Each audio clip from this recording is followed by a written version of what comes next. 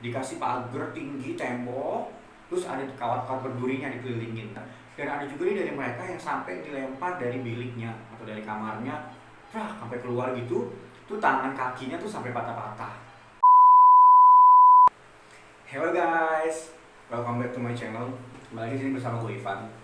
Dan gue ini agak-agak impresif gitu ya, sama berita-berita saat ini, kemajuan teknologi saat ini. Dan kemarin pun gue baru bahas masalah pornografi ya, dan bahas prostitusi. Dan di antara dua video itu ada kata-kata Jugunianfu. Gue lupa nih yang mana. Kalau lo mau tahu, check it out. Lu lihat nih video gue yang sebelum-sebelumnya, maka lu tonton ya, biar lu tahu. Nah, di video itu gue coba cari tahu tentang Jugunianfu, karena menurut gue ini kata-kata yang asing dan gue nggak tahu nih apaan. Dan gue coba cari tahu, dan gue tahu tapi secara garis besarnya aja gitu, nggak rinci ataupun seperti apa. Dan di situ, dan setelah videonya gue upload dan teman-teman gue nonton, dan ada juga orang lain yang nonton, tapi yang nanya temen gue, karena orang lain yang nonton paling cuma satu orang kali. Dan gue bilang, ini apaan sih Pan, coba deh lu bahas kayak gitu. Dan ya, akhirnya gue ulik nih tentang ini. Dan karena itu gue bakal bahas di sini asal usul dan sejarah Jugunianfu. Jugunianfu pertama kali ada yaitu di Shanghai, tempatnya di China. Dan pemerintah Jepang ini pertama kali mendirikan Jugunianfu ini dengan secara legal atau atas izin pemerintah pastinya. Dan pemerintah ini menyatakan dengan diadakannya Jugunianfu atau rumah bordir, beranggapan bahwa dengan seperti ini diharapkan tentara Jepang akan memiliki moral yang baik. Dan selain itu pemerintah Jepang beranggapan dengan diadakannya ini penyakit menular seksual itu akan berkurang, karena dengan adanya penyakit menular seksual di antara tentara itu menyebabkan menurunnya kualitas tentara pada saat itu. Nah, Jugunianfu pertama kali ada merekrut yaitu dengan wanita Jepang dulu.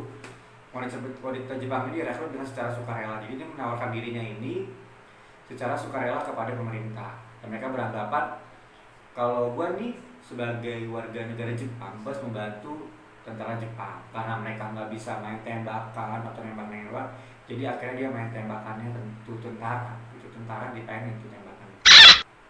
Kayak gitu. Lanjut. Bercanda ya saya, biar nggak garing gitu, biar nggak nggak jenuh atau gimana, agak main dikit lah. Lanjut. Selain warga negara Jepang, ada juga warga negara lain, yaitu di Cina ataupun Korea. Pertama kali mereka merekrut Jugunianfu yaitu dengan cara konvensional. Maksudnya konvensional seperti ini. Jadi Jepang ini bikin iklan yang menyatakan bahwa pemerintah Jepang sedang membutuhkan gadis muda berkisaran umur 18 sampai dengan 30 tahun untuk dijadikan wanita penghibur untuk tentara Jepang. Dan mereka ini menjanjikan sebuah gaji bulanan, insentif, sampai pun di situ ditentuin jam kerja segala macam. Dan mereka percaya aja, dan itu benar sih. Jugunianfu pertama kali ada ini wanita penghibur yang dibayar, dapat makan baik, dapat pakaian yang paksa gitu tuh. Warga Jepang, warga Cina ataupun warga Korea tuh pada saat itu warganya susah karena adanya perang. Lanjut ya.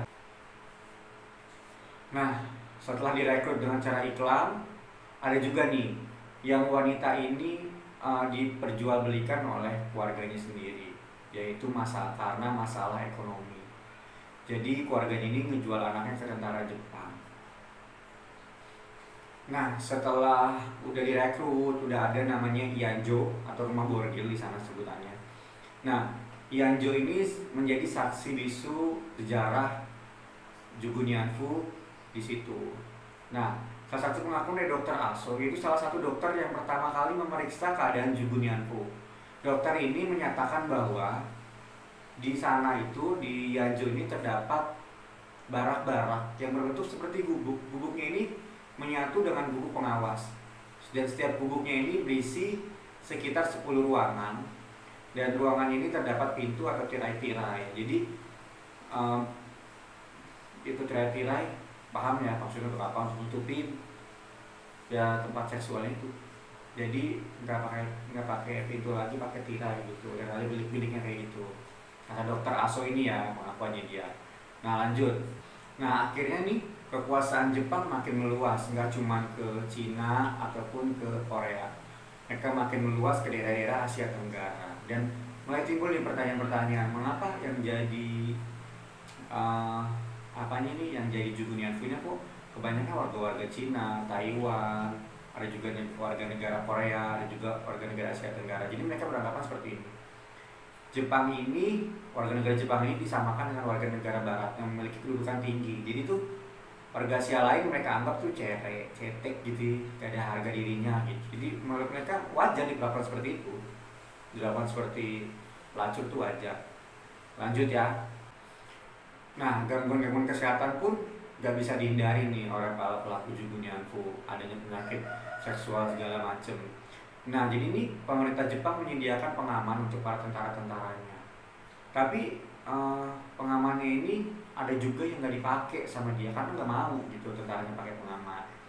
Ada juga yang mau pakai tapi pengamannya nggak ada seperti itu.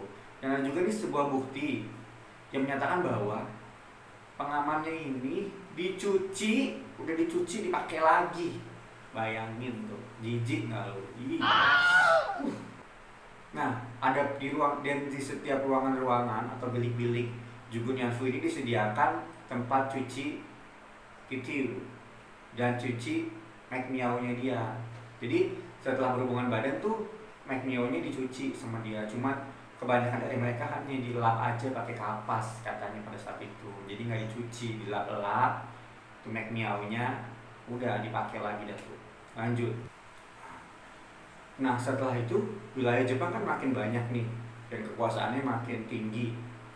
Mereka akhirnya masuk nih ke Asia Tenggara tadi yang sempat gue bilang, ada di Filipina, Malaysia, Singapura, Thailand, dan bahkan Indonesia, dan masih banyak lagi. Pokoknya se-Asia Pasifik dah, nggak cuma warga itu aja sebenarnya. Nah di Indonesia sendiri ini tempat hiburan pertama kali ada di tahun 1942, tepatnya di bulan Maret. Nah jadi pada saat itu warga Indonesia itu lagi sangat-sangat miskin dan sangat-sangat membutuhkan uang. Dan lagi-lagi di sini mereka merekrutnya dengan cara mengiming-imingi warga negaranya, bukan warga negaranya, mengiming-imingi warga negara Indonesia dan warga negara Thailand kayak gitu. Dan disinilah mulai membabi buta dia. Nah di sini dia merekrutnya dengan cara membohongi seperti ini. Wanita yang di Indonesia, kamu akan dikasih pendidikan yang layak nanti di Singapura.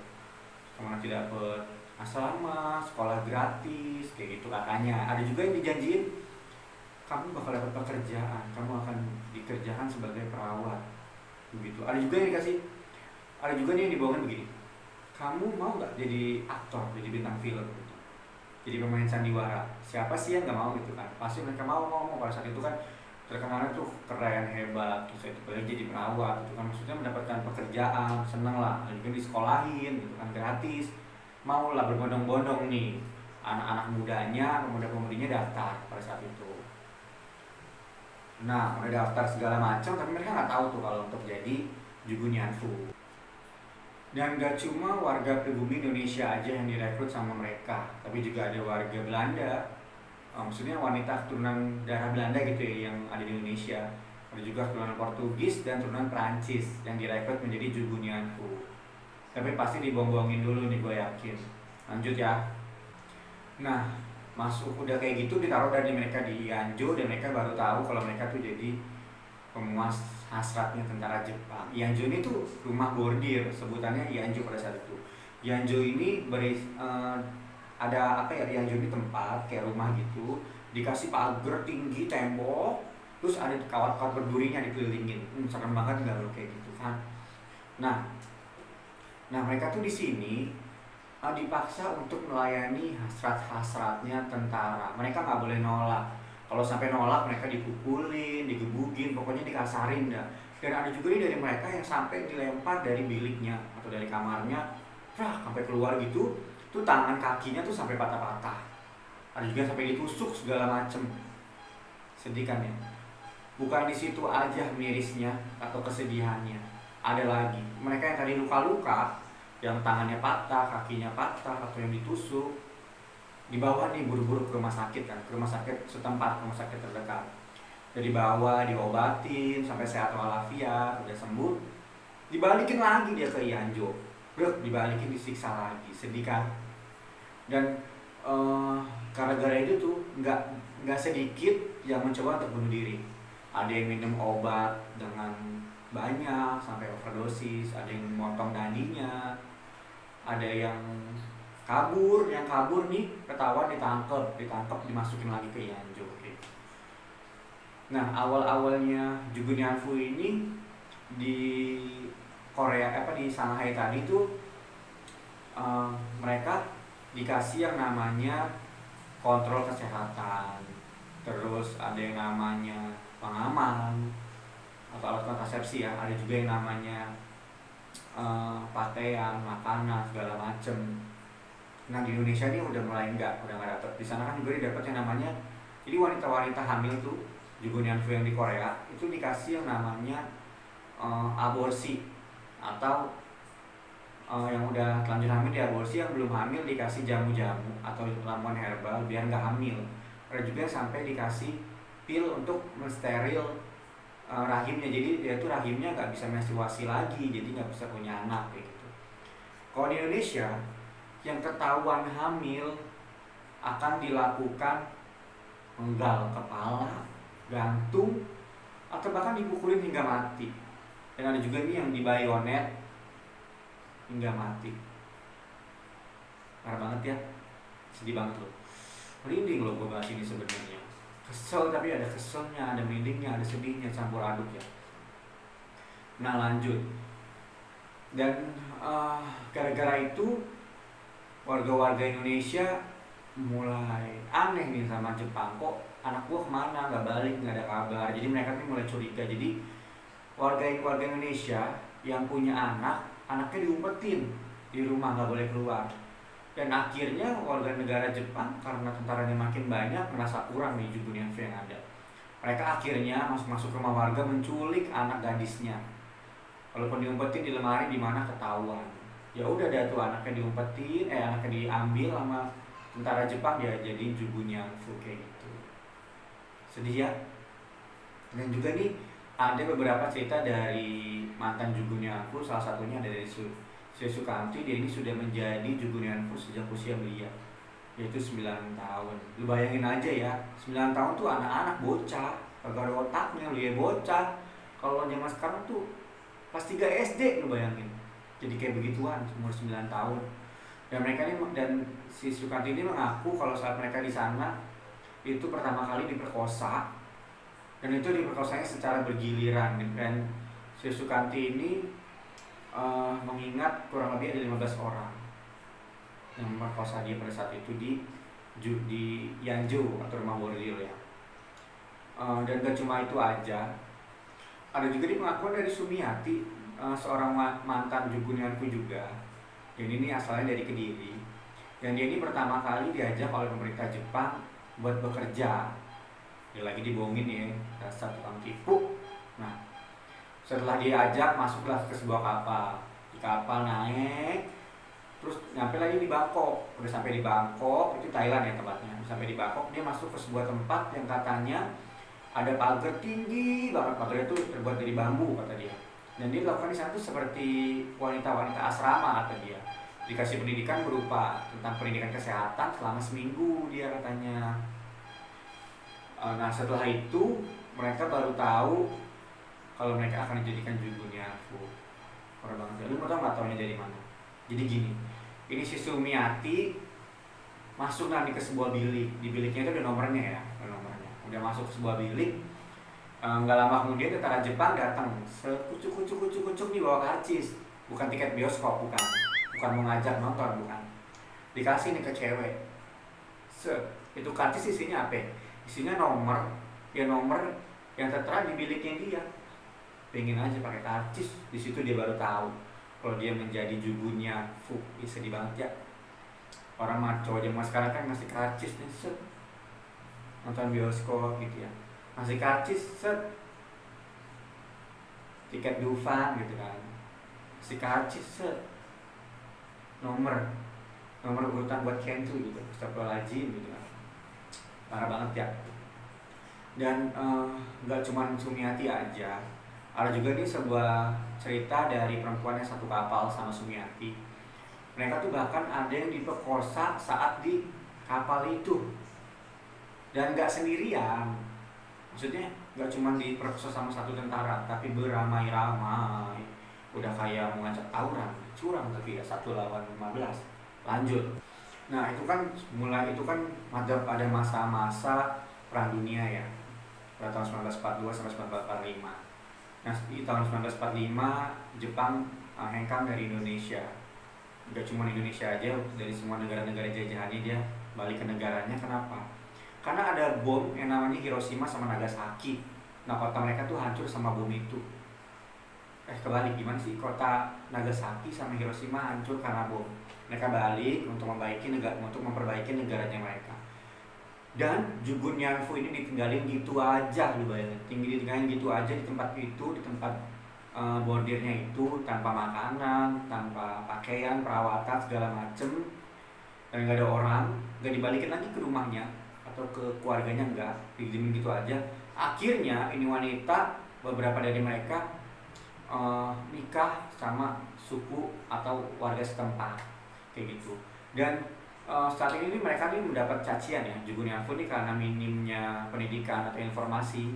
Jugun Yanfu pada saat itu di Indonesia dianggap sebagai pelacur. Jadi tuh nggak ada yang mau nikah sama dia, nggak ada yang mau memperkerjakan dia, dan di masyarakat pun nggak mendapatkan tempat yang layak, jadi dikucilkan kayak gitu.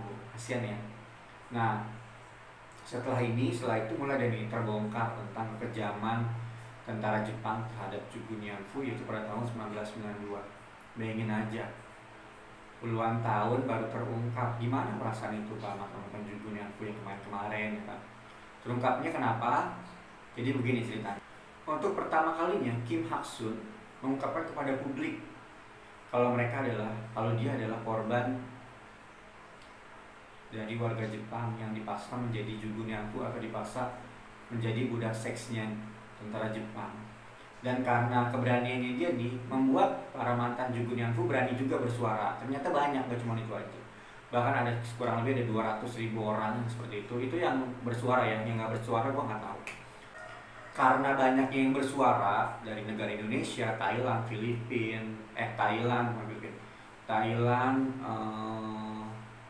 apalagi Taiwan, Korea, Cina, akhirnya dibuatlah yang namanya Tribunal Tokyo di tahun 2000, yaitu untuk menuntut pertanggungjawaban atas kekaisarannya Hirohito dan tentara Jepang pada saat itu. Akhirnya tahun 2001 menyampai final tentang permasalahan ini yang dikeluarkan di Tribunal The Hakkyu. Setelah itu tekanan dari luar pun mulai banyak nih ke pemerintah Jepang. Gak cuma dari korban aja, bahkan negara-negaranya pun ikut menekan Jepang.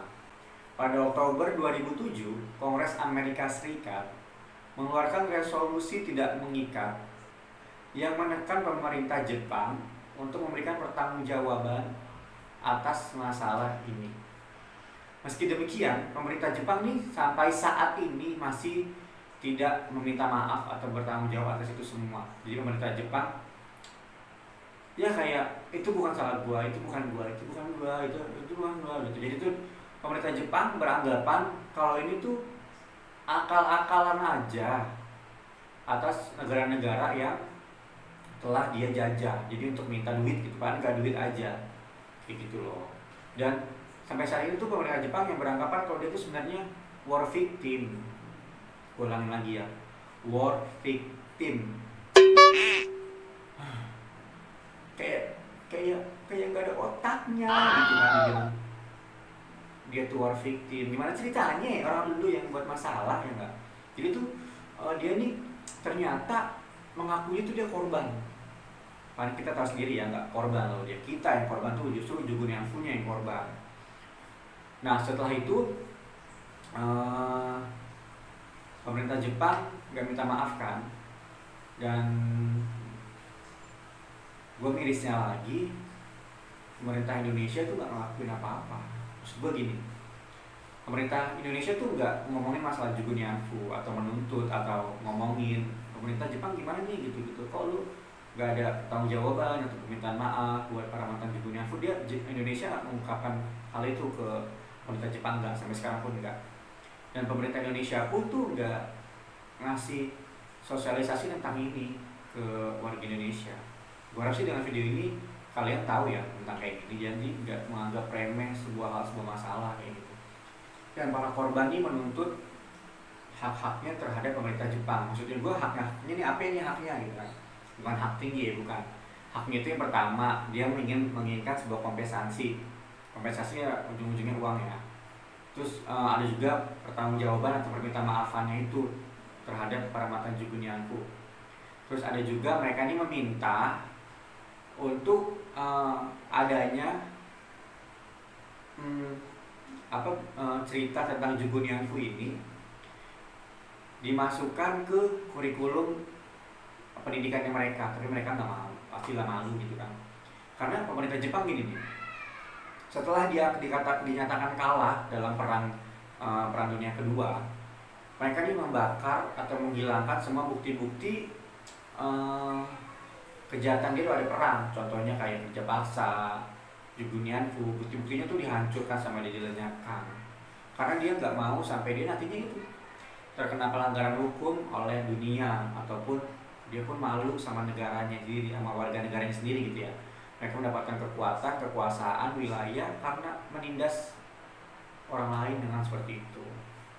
Jadi sih dengan video ini gue berharap kalian semua dapat menyikapinya dengan positif ya, bukan dengan negatif. Jadi sebagai informasi aja kayak gitu ya. Bahwa perbudakan seks itu ada loh, ada di Indonesia, bahkan di dunia, bukan Indonesia ya. Jadi ya gue berharap sih semua mendapatkan hal positif dari video ini, mendapatkan edukasi, mendapatkan informasi segala macam. Dan gue berharap sih pemuda-pemudi di sana yang udah nonton mungkin ada nih pengen jadi beremansipasi gitu kan, untuk mantan Jugo Nyanfu kayak gitu. Dan gue mau pamit nih ya, gue rasa udah kelamaan nih video gue. Jadi ya sebelum pamit gue juga mau ingetin, jangan lupa kalian semua yang ada di rumah menjaga kesehatan ya. Dan menjaga kesehatan jangan lupa 3M, yaitu menguras mengubur bukan saya. Jangan lupa memakai masker, menjaga jarak dan mencuci tangan, kayak gitu ya. Dan jangan lupa lagi, ini video gua lu subscribe, lu like, lu komen yang enak di bawah. Nah, kalau bisa sih ngasih ide gitu ya, jangan ngasih hinaan aja, ngasih ide gitu. Jadi ya makasih ya dengan video gua udah ngeluangin waktunya buat nonton video ini. Walaupun penyampaiannya seperti ini, tapi kalian tetap stay tune sampai detik terakhir. Aduh, lope-lope sama kalian. Aduh, lope-lope, aduh. Jangan yang udah gua kiss bye ini jangan pada mati di sana ya. Lanjut. Dah, intinya mah dari tadi gua mau closing nih. Dan gua pamit. Di sini Ivan, dan see you next my video. Dadah, sampai jumpa.